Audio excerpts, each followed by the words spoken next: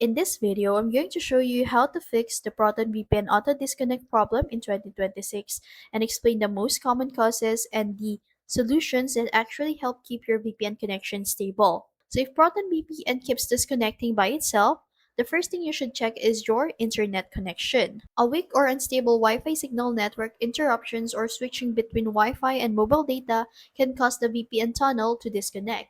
Try reconnecting to a stable network before troubleshooting anything else. Next, open the Proton VPN settings and review your VPN protocol.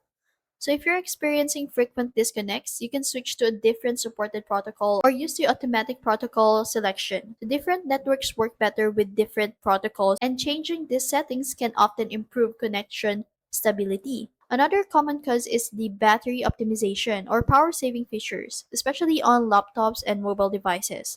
These settings can suspend background applications to save power, which may interrupt your VPN connection. Add Proton VPN to your device list of apps that are excluded from battery optimization so it can continue running in the background. You should also update the Proton VPN to the latest version. Software updates often includes bug fixes, performance improvements, and compatibility updates that resolve unexpected connection drops.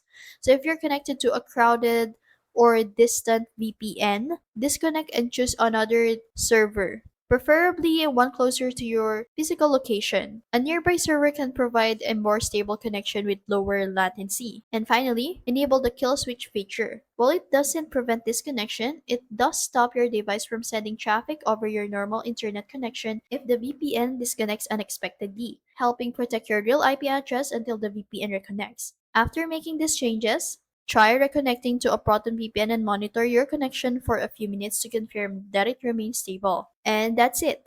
That's how you fix the Proton VPN auto disconnect problem in 2026. If you found this video helpful, don't forget to like, share, and subscribe to the YouTube channel.